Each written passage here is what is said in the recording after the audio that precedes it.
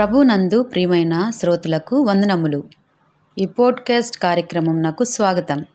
మీ అందరి కొరకు ఈ కార్యక్రమమును ప్రసారం చేయుచున్నాం. విని దైవాశీస్సులు పొందుకోగలరు. ప్రభు అయిన యేసుక్రీస్తు నామంలో అందరికీ శుభములు, వందనములు తెలియపరుస్తూ ఉన్నాం. ఈ దినకాల సమయంలో మన వాక్య ధ్యానము కృతజ్ఞత చూపుటలో ఆసక్తి. కృతజ్ఞత అంటే చేసిన మేలుని గుర్తించుకోవడం. చూడండి, ఎవరైనా కానీ ఒక చిన్న పని సహాయం మనకు చేసినప్పుడు అవతలి వాళ్ళు ఎంతో విలువైన వాళ్ళని, మెచ్చుకోదగిన వాళ్ళని మనం అనుకుంటూ ఉంటాం.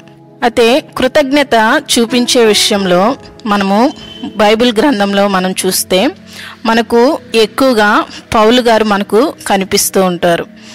రోమాపత్రిక 1వ అధ్యాయం 8వ వచనం ప్రకారము, మీ విశ్వాసము సర్వలోకమున ప్రచురము చేయబడుచుండుటను బట్టి మొదట మీ అందరి నిమిత్తము యేసుక్రీస్తు ద్వారా నా దేవునికి కృతజ్ఞతాస్తుతులు చెల్లించుచున్నాను అని రోమా సంఘముతో పౌలు గారు మాట్లాడినట్లుగా మనం చూస్తూ ఉంటున్నాం. రోమాలో ఉన్న వారి విశ్వాసము సువార్త ద్వారా చుట్టుపక్కల వ్యాపించినందున వారిని బట్టి దేవునికి పౌలు గారు కృతజ్ఞతాస్తుతులు చెల్లించినట్లుగా మనం చూస్తూ ఉంటున్నాం. అయితే దేవుని వాక్యము మనకు సెలవిస్తూ ఉంది.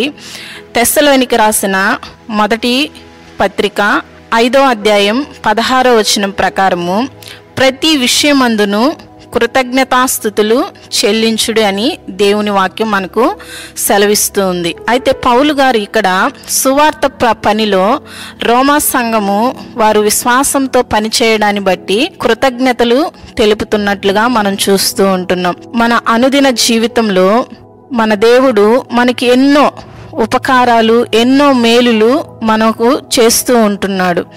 అయితే మనము అనుదినము మన జీవితాల్లో చేసే మేలును బట్టి మనము ఎల్లప్పుడూ కూడా కృతజ్ఞతాస్తుతులు చెల్లించాలి అని దేవుని వాక్యము మనకు సెలవిస్తూ ఉంది. యేసుక్రీస్తు ప్రభువారు కూడా దేవునికి కృతజ్ఞతాస్తుతులు చెల్లించినట్లుగా మనం చూస్తూ ఉంటున్నాం. మత్తయి సువార్త 15వ అధ్యాయం 36వ వచనం ప్రకారము, 7 రొట్టెలను ఆ చేపలను పట్టుకొని కృతజ్ఞతాస్తుతులు చెల్లించి వాటిని విరిచి తన శిష్యులకిచ్చెను. శిష్యులు జనసమూహమునకు వడ్డించిరి అని మనం వాక్యం చూస్తూ ఉన్నాం. ప్రభు అయిన యేసుక్రీస్తు వారే దేవునికి కృతజ్ఞతాస్తుతులు చెల్లించినట్లుగా మనం చూస్తూ ఉన్నాం.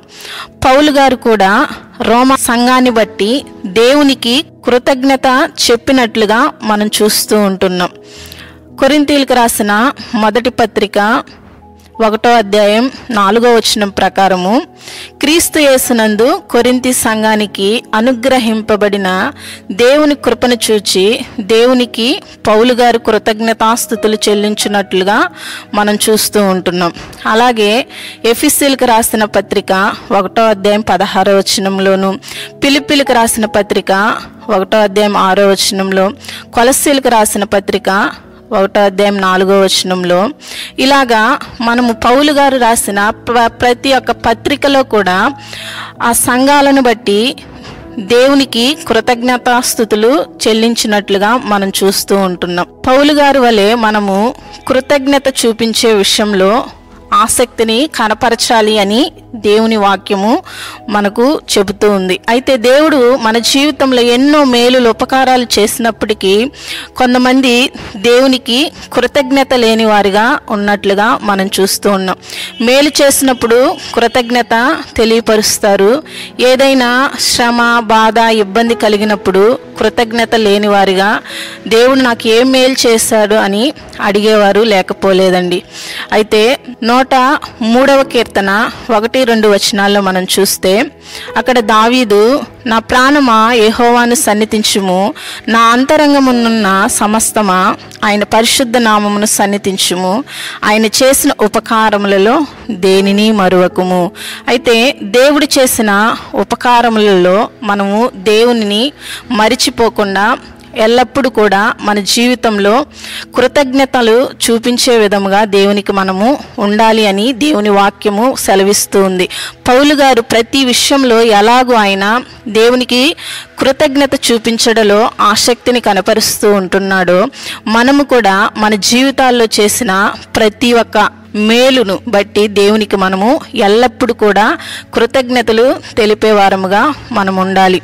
అలాంటి కృతజ్ఞత తెలుపుటలో మనందరము కూడా ఆసక్తిని కనపరిచి పౌలు గారి వలె కృతజ్ఞత చూపించే వారిగా మనందరము కూడా ఉందుదుముగాక. ఆమెన్.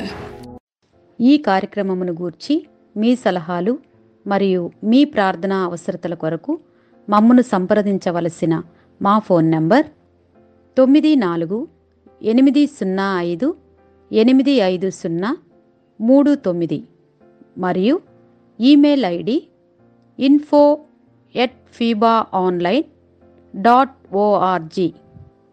మా ఫోన్ నంబర్ మరొకసారి 9480585039.